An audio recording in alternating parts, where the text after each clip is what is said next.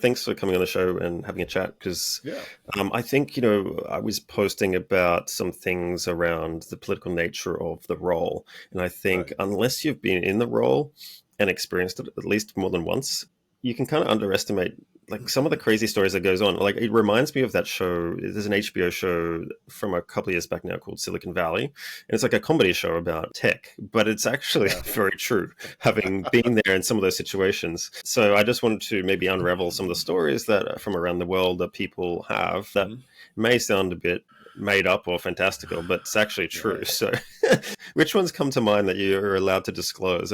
Any in particular? Yeah, they range from old to new. And so, what I have found, if I could do just a really short preamble here, Mm. is that I've been involved in a number of turnarounds, and every one that I've led has been successful. And what I learned over 30 years of experience is that every single turnaround is caused by people holding on to beliefs or systems that are either outdated or simply ignore the truth. Turnarounds are actually they're really quite simple. Whether they're easy or difficult depends upon the people involved. And so the examples that I would give you are the first one I actually did by myself. I did for Philips, the great big humongous Dutch company back when they were in consumer electronics. So that's one which is a beautiful example of increasing bottom line profitability by millions and millions of dollars just by addressing the politics in the situation. And Mm. then I have other examples, one from a data storage company that I was with in San Diego. I have coaching examples, like one of those would be like female on female rivalry, which has only recently come to my attention, but is endlessly fascinating to me. So I'm happy to talk about whichever one you want. Okay, well, why don't we start with the Phillips one? Because I thought you gave me a bit of insight into that one last time we chatted. But just before you go into that, why do you think it's so hard for companies and maybe the impediments within the company in these turnarounds to change their mind? Do you think it's a cultural reinforcement thing, or do you think it's people holding onto the reins, don't want to be exposed for incompetence? Like, is it a range of things, or is there one thing in particular that you've noticed? It is a range of things. Every single truth about business is in the numbers. The truth is not anywhere else. It's simply in the numbers. We live in a capitalist world, whether we like it or not, and our well-being and our food on the table depends upon those numbers penciling out at the end of every quarter. And one thing that I have found is that sometimes I'll go into situations and people simply don't have the numbers background. They don't have the experience in either gathering the numbers, which we call data today, and then analyzing them and then putting them into some kind of a model that actually shows what the heck is going on. So that's one part. And so the accompanying part that is typically married to that scenario is the people who can't or won't crunch those numbers can be very defensive about it. And then it goes back to what you just said. They hold on to something that's not working. They defend something that's not working simply because they don't want to look bad in the eyes of their colleagues or the company or the industry. Maybe we'll hear how that sort of exactly plays out. But yeah, start us off with the Philips story because they're a large company. They do a lot of industrial work as well that probably we're not familiar with. It was a huge company. It was when I was with Philips in the 90s, the early to mid 90s, they were doing $30 billion in revenue worldwide. Whew. So that was in the 90s. So that was a very nice number. My point in highlighting the fact that they were a $30 billion company back then is those types of environments are hotbeds for politics. You have people, especially young people, back in the day it was young men, scrambling all over each other to get to that next rung on the ladder because there was really a lot of reward for climbing that ladder. And so the psychodynamics of protecting one's own turf were very, very strong. I imagine they still are today. I mean, human nature hasn't changed in 30 years, not that I can tell, right? No, same happens at Uh, tech companies. Like it's just the money's just shifted maybe to other types of companies, but the dynamics are the same. Yeah, absolutely. Humans are humans. And so the scenario is that I had been hired by this company from the predecessor of PricewaterhouseCoopers. I was a consultant in their Atlanta office, and I had been hired to join this company. The American division was doing $2 billion a year, which is, it was a respectable number back then, and work in Central and South America because for whatever reason, this hillbilly could speak Spanish. I mean, I can it's hard for me to explain that one. But anyway, I could speak Spanish. And so I joined the company and I worked in Central and South America for a couple of years. But the CEO knew my background quite well. And he knew that I had come from a consulting environment. And he knew that prior to being with this predecessor of PwC, that I had worked alongside Bain and Company in a major turnaround at a Fortune 500. Even though my role in that turnaround was to fetch coffee and sharpen pencils, I still got to learn, quite a bit from working alongside these people. And that's where it first dawned on me that these things are amazingly simple if you will just dig into the numbers and find out the positives and the negatives of what's going on. So anyway, long story long, 2 years into my work at Philips, the CEO called me into his office and said, "Hey, we've got this division that's just doing horribly. We can't see a way out of it. And we know you have some background in exit strategy. Can you please come up with an exit strategy for us?" And I said, "Sure, I'll take a look. I'll take a look at it."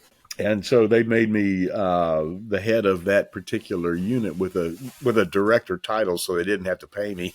So anyway, I crunched those numbers for about 4 weeks, and this was, I think I explained to you before that this was back in the day that to find that data, we had to put in a request to the IT department, and they had to actually pull the data off of magnetic tapes that were stored in a cave somewhere.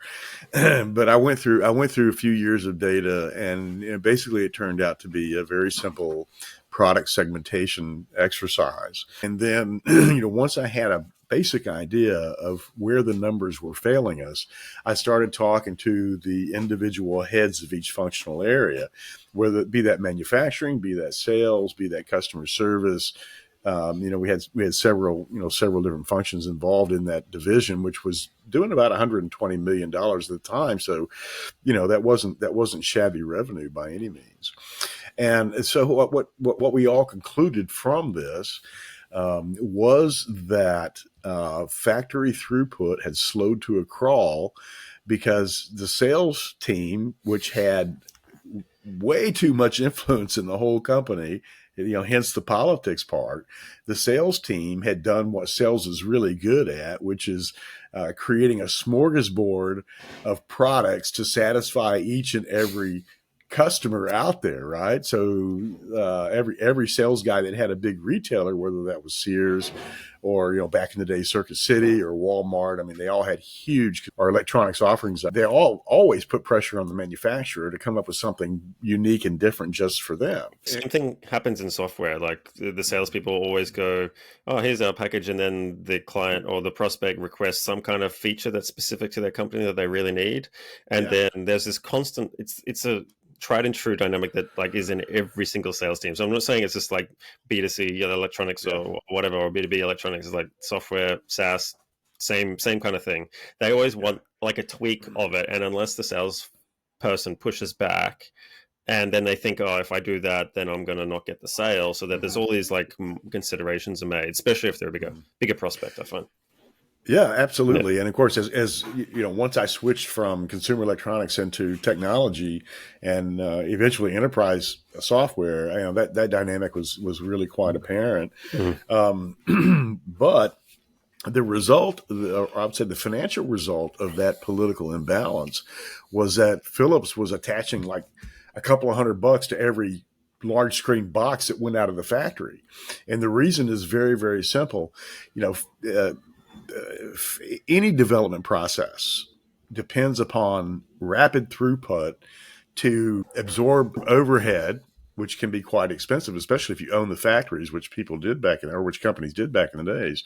And anything that slows down that throughput, and the same goes in software, by the way, or software development, anything that slows down that throughput adds a really heavy burden to overhead. And so once this team that we had put together at Philips figured this out, the solution was incredibly simple. It was create a product line that we could differentiate for each of the big box retailers, but that the engine, the guts, the core of the product was the same. And so what we did was simply learned how to turn on and off features in the software in the television set, right? Yeah, And like a so, modular sort of product process. Like Apple are really good for doing this. Like it's all modular based, and there's yeah, customization, but it comes from a standard sort of set of groupings yeah. that they put together to make it easier. Yeah, Absolutely, and yeah, and that is endemic in SaaS pricing today, right? I mean, you pay, X, 2X, 3X, and you get certain features turned on. So it was the same principle, and is it was quite easy to figure out what to do. It was much more challenging navigating the politics within the company to get that done because people were holding on to their turf like nobody's business. And so that took a fair amount of politicking on my part as the leader of this So, so, division. so I'm interested. Like, how did you solve that? Like, because step one is like diagnosis, right? And then some people are in Right. denial about the diagnosis of the problem, but then eventually you've got to work that out by just letting the data just speak for itself. Going, it's not my opinion; it's just what's happening. Like, how did you solve the diagnosis part? And then no, and then and then how do you get people together to solve the problem? I think the two things. Like, what are the tactics you went through? oh yeah, yeah. Well, Yeah, the data, the numbers, and the truth have nothing to do with the politics, right? I mean, the data and the numbers can tell the leaders of a turnaround, for example, or the leaders of a division what to do. But when it comes to how to do it, I mean, you have got to put your sales hat on and go to town. Especially in my case, that was with the salespeople. And again, you're talking about a sales department that was powerful, had a lot of charisma, had the ear of the CEO, more than any other division in the company. And so what I did was deploy what I call my hugs and chug strategy, which is which is to take the guys out, take the sales guys out, buy them beers, get them a little bit loosened up, so so I could explain what was going on, just like I'm explaining to you, and just like I'm explaining to your listeners, because we haven't spent 5 minutes describing this situation, but you and everybody listening to this could pick up instantly on what I was talking about. But salespeople have turf to protect for lots of reasons, and we could do like a dozen podcasts on that. But suffice it to say, they had to, they had to hear this from somebody they could trust. They had to hear this from somebody that was one of them.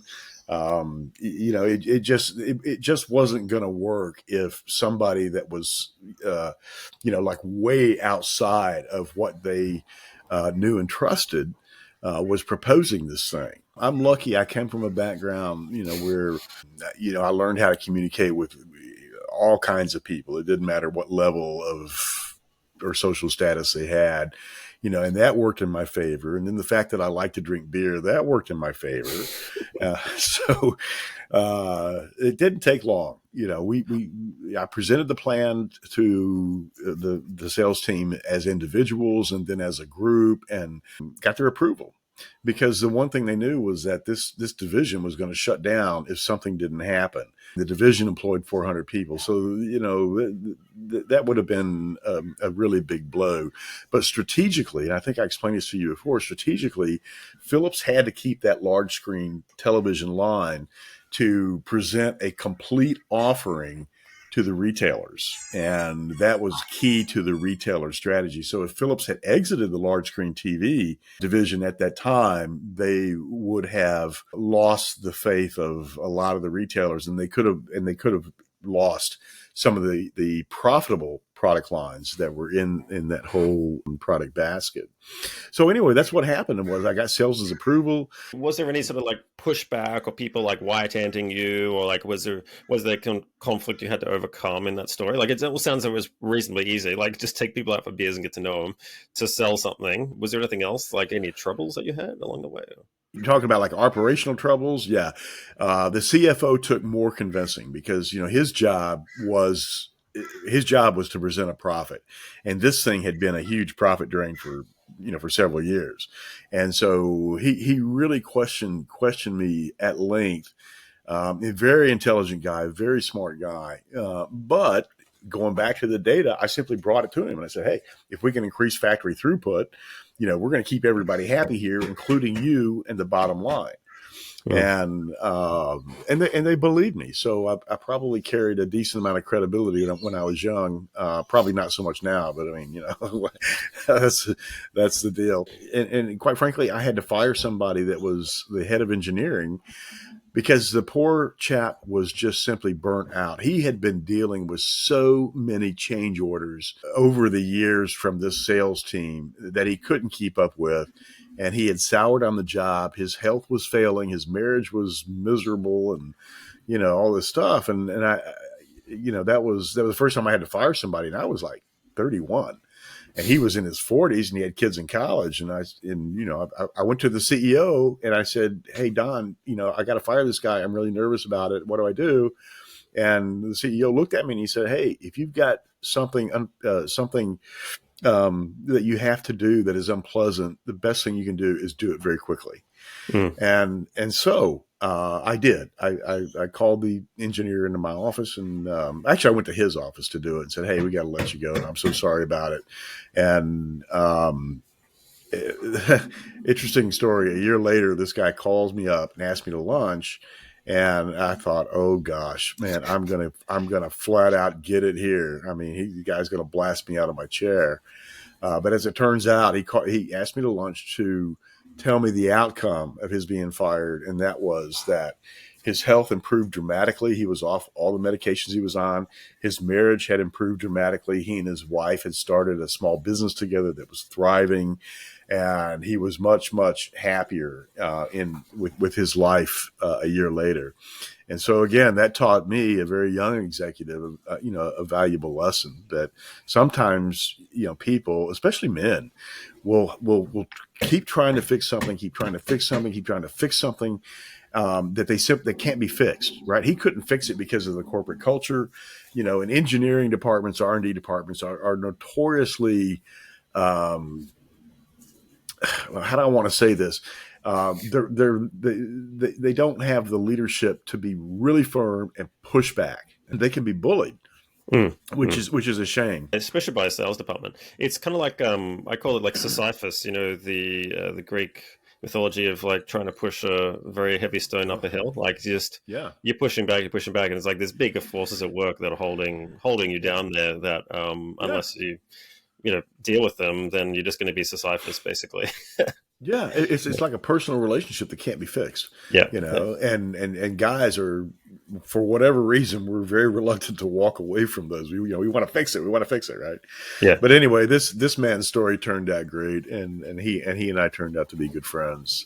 I think we're going to talk about maybe some cross-functional buy-in here, which is I find really important too. Like you don't have to sell it to the sales team because that was your impediment to the idea of what to do, but then how you execute is really hard because inevitably it cuts through most of the organization to some extent, and you got to get everyone on board. I find.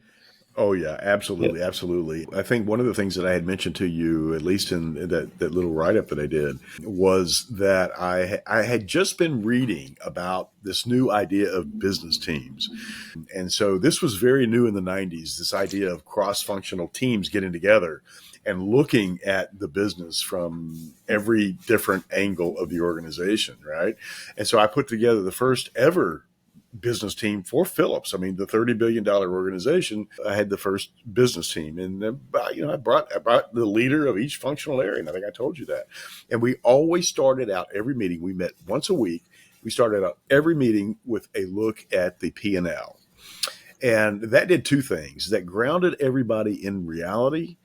But it also, surprising to me, it really helped all the participants feel the value of who they were and what they brought to the table. And they're helping solve a big, big problem. We developed an esprit de corps, a joined at the hip camaraderie that really helped things move along quite well operationally. Now, I still had a lot of selling to do. I had to sell the CFO and the CEO on a major CapEx expenditure on a division that was losing money, right? Oof.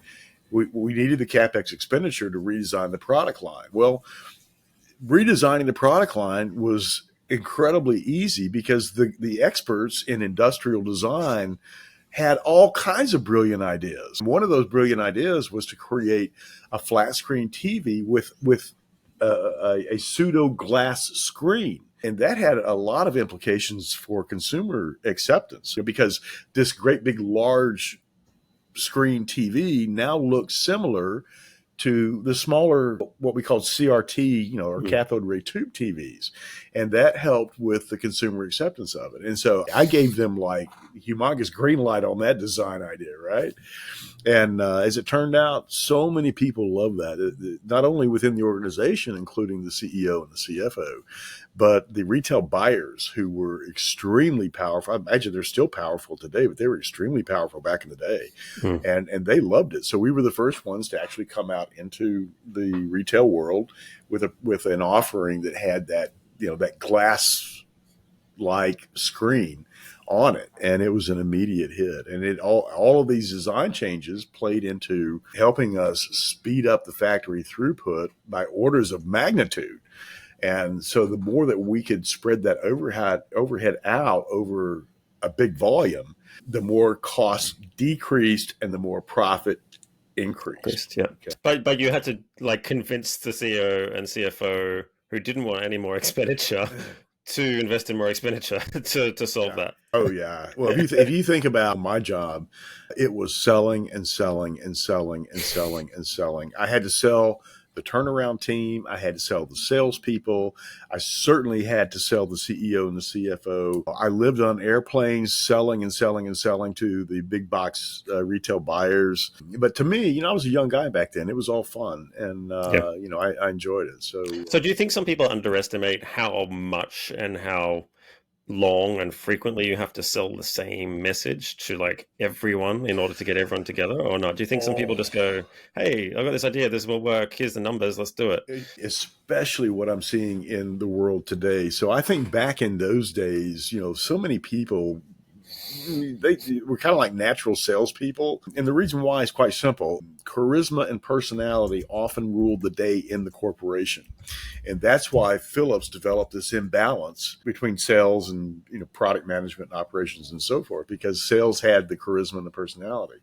Thankfully, it's not like that today. I don't think anybody's skating by on charisma and personality anymore. Most of it, the data is like way easy to get, right? Which means that, and it's instantaneous, so therefore you can make quicker decisions potentially more accurately. But what happens is that there's so much data, it then takes someone with cross-functional expertise to kind of read through and like interpret that and get out the right stuff and ignore the rest.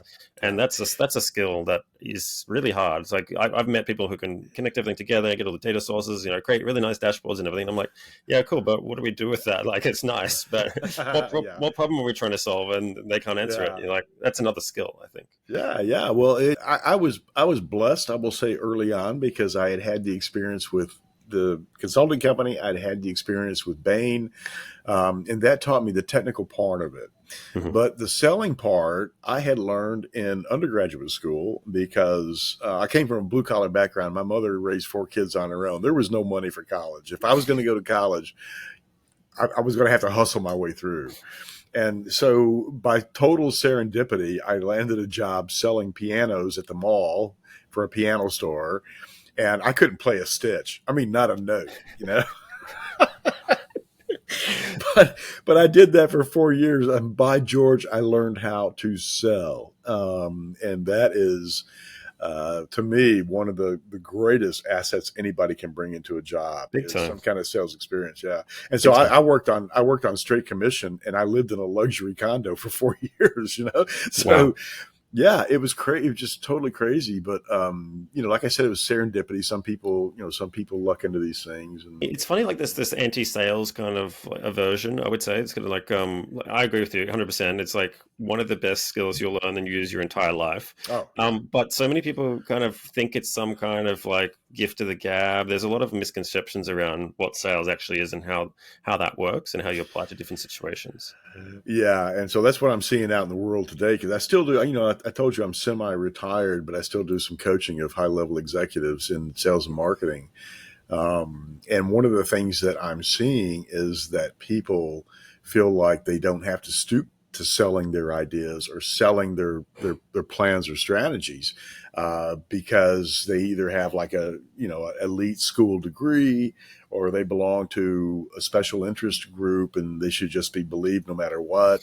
The reasons are endless, but business and numbers are timeless, and you have to be able to defend whatever position you are putting forth. And the difference between today and 30 years ago is that things change so much faster, which means we have to change our thinking faster. We have to change our strategies faster, which means we've got to be selling and selling and selling really constantly, right? And that's just that to me, that's just the way it is. I don't see that changing as long as I'm on the planet. It might, but you know, I think it's a great story, and it reminded me of this book called "Our Iceberg is Melting" by John Carter or Cotter, if you Cutler, don't speak American. Carter, cut it. Cotter, yeah. Okay, cut it. Um, Yeah. and it's exactly that. It's like this bunch of penguins. One of them notices, just kind of like you, that hey, Mm-hmm. there's a problem. Our iceberg's melting, and they basically the book is this massive metaphor for like how you have to bring everybody on board and deal with people that are not believing that the iceberg is melting. And basically, the whole book is just the sales process for this one penguin that then Right. eventually convinces everybody Mm-hmm. that the iceberg is indeed melting and that they need to shift to a new iceberg. Yeah, yeah. It was a stunning turnaround. I think I got the division, I want to say, with 5 months left in the fiscal year. And in that fiscal year, it lost $7 million on sales of 120 million. So that's not insignificant. We got the turnaround in place in what I thought was record time. I mean, just like I've described to you and we've talked about, it was very fast. Once you understand what to do, the biggest thing is getting it done. But I had, certain skill sets and capabilities that helped me get that done. And so that first year, the division lost $7 million. And in 18 months, we had done everything. We had redesigned the product line. We had sold it into the big box retailers. Orders were coming in. Consumers were gobbling that product up. And so at the end of the first full fiscal year that I had the division, it made $5 million in profit. And so that was a turnaround of $12 million in pure profit on $120 million of sales. Okay. And I think most importantly, it stopped the bleeding. I explained to you that Philips had at one time had a 60% market share for these large screen TVs. And all these politics and their impact on the product line had dropped that market share from 60% to 25%. Ooh. And so basically, the turnaround stopped the bleeding all across the board. I mean, it stopped the bleeding of profitability. It stopped the bleeding of market share. It stopped the bleeding of the defection of the retailers. It stopped the bleeding of the quality problems. I haven't even mentioned those in this podcast. But when you have such a complex product line that the organization cannot support, you're going to get quality problems. It's just that simple. So, like takeaways from that, I mean, I think always be selling ABS, I say, or Already selling. Glenn Ross, like ABC, like always be closing, but like Right. always constantly sell throughout everyone. I think the other takeaway for me is like Right. getting group buy-in, Yep. really important because wherever the weakest link is there, you're going to have problems. So, Yeah. which is hard. And then what? Just chugs. What is it? Chugs and Hug, hugs. hugs and chugs. Yeah, yeah. It's just so funny that I don't think the mechanisms of business have really changed in the 30 years that I've been deep into it. What has changed, what I have observed, is people's views of the mechanics and trying to substitute things that don't work for things that do work. And God bless everybody for trying something different. But there's an awful lot going on in business today that simply is not working. Yeah, and I think the other key thing that sort of like rings true for me when I've been working with other clients is this imbalance of, business success for me is inherently cross-functional groups, right? So if there's any Right. one of those groups that has undue power, like in this case, the sales department, but in Right. some SaaS, it can be engineering and product that has undue power, which Sure. can lead to other problems. Or, in other places, the marketing has too much power, whatever. When Right. one has outsized power, it sort of imbalances everything. And then I find it can, create not just animosity from the other departments because they're like, oh, I want to work in that department. Why do they get all the money or whatever? But can actually like affect your figures like majorly, as we've just heard. Interesting. Yeah. So Hmm. that for me, that particular experience at Phillips was a huge growing up period of my life in business.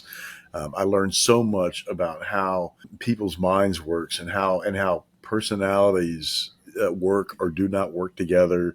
The importance of politics in an organization. It was a very important lesson, and it was perfect for me in my early 30s. Yeah, this reminds me, I had to also do sales for telephone contracts in shopping centers. I didn't do it for very long, and then I had to do wine sales as Right. well. But I Right. think the important thing as well is like if you've never actually done sales before, I find it's really hard to learn because it's such a practical, nuanced craft as well. Like you can't just read a book or listen to a That's podcast and right. go, "Hey, I know sales." You've got to practice it. It's kind of like copywriting or writing.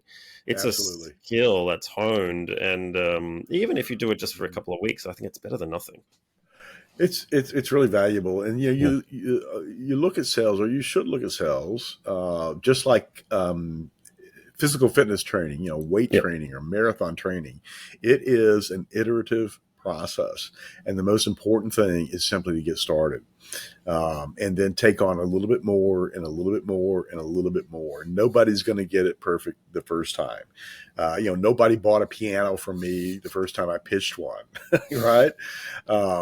But I was fortunate in that the two guys that owned that piano store were young guys, and they were huge on sales training. So we all met every Saturday on our own time, and they would walk us through sales training and using some of the various masters of sales in that particular era, right?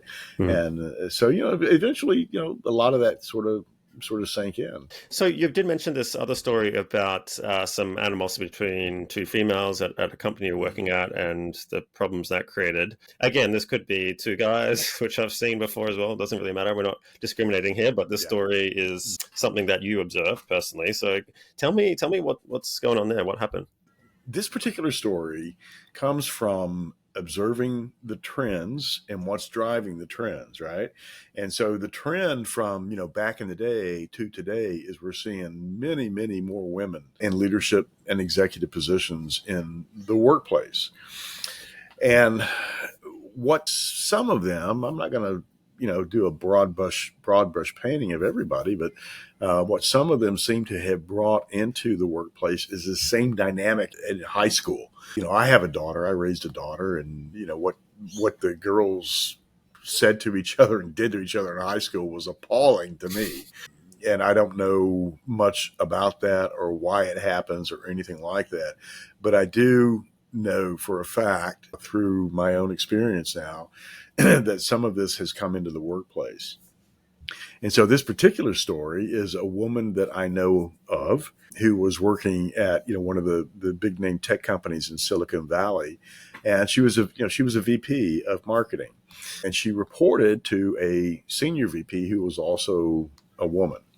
And so as the story evolved, apparently the senior VP had an issue with the VP, and we don't know what that was. I mean, I personally believe it was insecurity on the part of the senior VP. So we just don't know. But she did exhibit what we call jealous and bullying tactics to this particular VP, who eventually resigned her job in frustration, which was a shame because she was being interviewed for a higher level job. Matter of fact, a job that would put her on the same level as her boss. However, the way the politics worked in that company at that time, this senior VP had the ear of the leaders above her who were all male.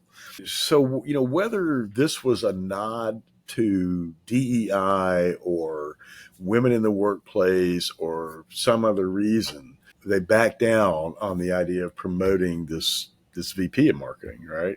And so the VP of marketing, she read the writing on the wall, and she simply resigned that position, which is a shame because this big name tech company lost a humongous talent in that. And there was, it was certainly not necessarily, it was certainly uncalled for.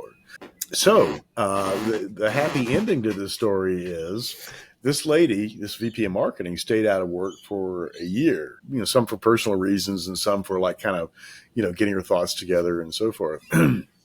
But she found a coach that helped her understand that whatever happened at this big name tech company really had nothing to do with her. I mean, she just simply had to, not associate what happened to her with anything good or bad about her. Just something that was totally in somebody else's court. And that's what we call politics, right? That is what we call politics, because if it's totally in somebody else's court and these decisions are not based on sound business analysis, intelligence, and recommendations, then those are sometimes difficult, if not impossible, to navigate. So this story ended happily. This woman, VP marketing, took her year off. She got herself a coach, and she learned how to create plays, like in football, offensive and defensive plays, to run in the workplace. And she began interviewing, and there was a lot of demand for her. She was always getting calls, just based on her LinkedIn profile. There was a lot of demand for her, and she eventually accepted a job so much better than the one that she had at the big name tech company. And this new job was also for a sizable technology consulting company. And she would now be working, reporting directly to the CEO, and who she got along with quite well in the interviews. So, no, that's great. Yeah, that's an ongoing area of interest for me today, John, because this is new to me. I've managed both men and women in my career, and the women that I hired were top notch. I mean, they were top notch. They didn't have any of those issues that we just talked about. But I did have one. At one time, I had a sales department that reported to me, and about 60% of the salespeople, I think it was 20 salespeople, about 60% of those were women. And I never forget one day, I was in a corner office with a big glass wall, and it overlooked the sales area. They were all in cubicles out there. And I never forget one day hearing some kind of a kerfuffle going on, and I got up and I went outside, and these two women were getting ready to go at each other over the tops of their cubicles. I mean, seriously. And it had something to do with what somebody was wearing. I mean, I was like, oh. So anyway, I think, and I don't mean to broad brush, women in the workplace. I think the vast majority of them are so good. But we do get some of these instances where women will bring that whole high school dynamic into the workplace. And it can be extraordinarily hurtful. Oh, well, it's really good to know. And, good that she sort of landed on her feet and found a better position. It just reminded me of something else as well. I mean, I think I've seen the same dynamic happen with like lots of people. I think it's just like, you've got to get along with people, and sometimes they just hate you, and there's nothing you can do. Like, but I have seen a couple of turnarounds where, they confront the person in a non-threatening way, like an assertive way, but non-threatening. Just go, what is it? What have I done? Can we just brush this under the table and move on or something? And I have seen circumstances where that stops that behavior, number one. Yeah. And number two, that relationship heals over time sometimes. Yeah. But if there's combativeness, it just sort of feeds into the loop. So you kind of just need to be super assertive, which is hard if you're talking to someone superior than you. But it's really tough, and I don't have any advice for the whole female rivalry in the workplace other than create a playbook of both offensive and defensive plays. And the defensive plays are extremely important when somebody is jumping on you for no apparent reason. I mean, you've got to stand up for yourself. You just absolutely have to stand up for yourself. So any other stories as well, or? Yeah, we're talking a lot about politics and culture here. One last story that I would be happy to share with you is a company that I worked for in California. And so I had spent the early part of my career working for Fortune 500 sized companies. And then I went to mid-sized companies like in the 500 million to $1 billion Okay. range. But that the last role I had in one of those companies, the company was sold and it was moved to Atlanta. And my family, my family and I had, we lived in San Diego. And for various reasons, we decided we had to stay in San Diego. So the company moved and I stayed and I took a job. I was really curious about smaller companies and I took a job with a smaller company. He was doing about $25 million in the computer peripheral business. It was computer connectivity, but what they had developed and had attracted investment for was a new type of router that could transfer large data files over Internet Transfer Protocol, which we called ITP back in the day. And so the significance of that was back at that time, these really large, what we call enterprise-sized data files could only be transported across what we called fiber channel, which was an expensive proprietary network that had to be campus based. I mean, its distance limitation was 10 kilometers, which is what, 6.5 miles or something like that. And certainly not anywhere close to being a national or international data transfer solution. And so I was attracted to the fact that this company was launching something that was new and cutting edge. And I joined the company as senior VP of marketing, business development, and investor relations. I mean, in a $25 million company, the C-suite guy wears a lot of hats, right? It was listed on the NASDAQ national market. So, it had at least it had a little bit of entree into the public markets. So this story is interesting because it is a total cultural politics story. And the backstory is that the CEO was from India. He was a native of India. And the CTO was a native of India. And pretty much all of the R&D team was American. And they were divided between the company headquarters in San Diego and another office in Maryland. And for whatever reason, these two teams disagreed on development. We had a product, this data migration product, data transfer product, was 90% complete when I joined the company. That's one of the reasons why I joined the company. But these two teams developed political differences. Well, you've got the CEO and the CTO from two different cultures, and they handle, apparently in their cultures, they handle these differences differently. And they put a huge emphasis on politeness and deference and, what seemed to me to be the polar opposite of the American, America is pretty like confrontational kind of business culture. Absolutely, absolutely. Yeah. And so when I joined the company, I did my job. I built the awareness for that product. I pitched the investors, including the guys on Sand Hill Road. I mean, we worked and worked and worked, and we built a huge amount of market anticipation for this new product, and which was reflected in the industry press and in the investor press. And I had been assured of what we called a commercial release date or a product launch date, and had built all of my messaging and communications around that date. But unbeknownst to me, the development of the product had pretty much come to a halt based on these differences between the East Coast and the West Coast teams. And here's the CEO and the CTO trying to solve it in their own cultural way, and it was not working. And so the net of it was the commercial release date came and went. I was able to soft pedal the press and potential customers to a certain degree, but you can only do that for so long. Mm-hmm. And then the second commercial release date came and went, and the third commercial release date came and went, and now we were getting negative attention. And then lo and behold, 9/11 happened. And 9/11, you're too young to remember, but it froze the tech world. I mean, product development halted, investors absolutely shut down. I mean, it was just a nightmare. The predictable things happened. The company had to start laying off people. And, first thing I had to do was lay off half the marketing team. And then I had to lay off the other half of the marketing team. And then I got laid off. Right? And the end of the story is that the company struggled on for some months, but eventually dissolved in bankruptcy. So, those examples are sad, and they're hard. Sometimes they're hard for me to remember and share because they were totally unnecessary. It reminds me of a time I worked for another company, and everyone was based in one city in America, Yeah, and only one department, a very essential one, the sales department, was based elsewhere remotely.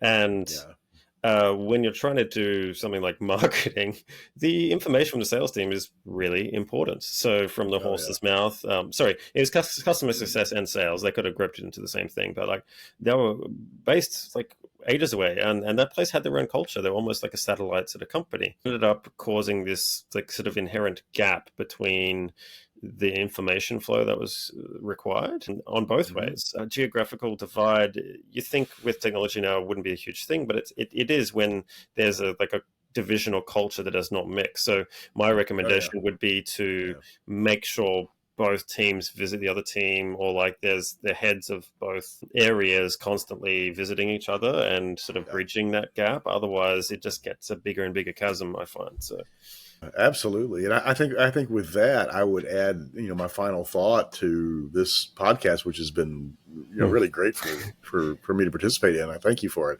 But what I'm seeing now, we all have to be, especially senior people, have to be acutely aware of trends in the marketplace, and especially trends with the workforce. And what I'm seeing now is that bottlenecks are happening in productivity more and more because people are becoming less and less decisive. They're relying more on this dynamic created by wanting the approval or the attention of, multiple people to make a decision. And of course, this has all been driven by, in my opinion, it's been driven by social media and this unusual to me need to have the validation. validation and approval, right? But that's not what business is about. Business is about being very decisive, and if you know you're right, being able to defend whatever position that you are offering up here. Regardless of what other people may think of it. It's just like these are the Yeah, facts of the business, and if we don't do this, we're all going to fail. So let's exactly. take our emotion out of it. Yeah, you got to take a Absolutely. stand, and you got to be prepared for some people to hate you or to really Yeah, dislike you, like firing the guy. Sometimes you got to yeah, do really bad stuff, just part yeah. of work. Yeah, yeah, but Mm. this really touches on people's emotions. It touches on their mental makeup. It touches on some very very sensitive issues. And I will say that the difference between when I was coming up, when I was a young executive in the day, is people didn't have any trouble being decisive, and or going into the CEO's office and pounding their fist on the desk, right? And I think today what I'm seeing and hearing out there is that people are much more reluctant to take those types of positions. Interesting. Okay.